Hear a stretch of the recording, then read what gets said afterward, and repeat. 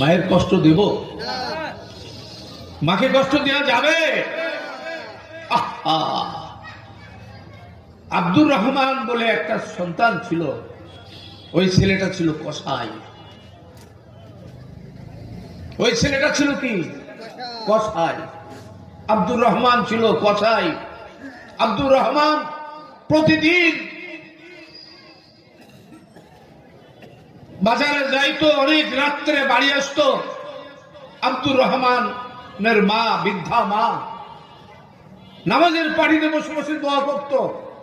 আব্দুর রহমান ছিল একটা নিষ্ঠুর সন্তান। আমি এই আলোচনাটুক করে হয়তো শেষ করে দেবো। এই আব্দুর রহমান ছিল নিষ্ঠুর একটা সন্তান। এই আব্দুর রহমান তার স্ত্রীর কথা শুনতো। প্রতিদিন বাড়ি আসার পর আব্দুর রহমান তার মাকে নির্যাতন করত, মারত। মা কষ্ট পেত, চোখের পানি ছেড়ে দিত। হঠাৎ একদিন আব্দুর রহমান আসছে না, বাজারের থেকে ফিরছে না, মা ঘুমাচ্ছে না, মা শুইতে পারে না, মা ঘুমায় না, ঘরের ভিতরে শুয়ে ছুতেও পারে না, ঘুমাতেও পারে না। একবার বাইরে যায় বুড়ো মানুষ, একবার আলোটা জ্বালিয়ে আবার বাইরে হাঁটতে হাঁটতে যায়। বলে, তোমরা কি দেখেছো আমার আব্দুর রহমানের? অথচ ওই আব্দুর রহমান প্রতিদিন মাকে এসে মারত। মা জিজ্ঞেস করছে, তোমরা কি আমার আব্দুর রহমানকে দেখেছো? লোকজন বলে, এ বুড়ির তো মার খাওয়ার শখ, প্রতিদিন মারে। আবার আব্দুর রহমান খুঁজতেছে।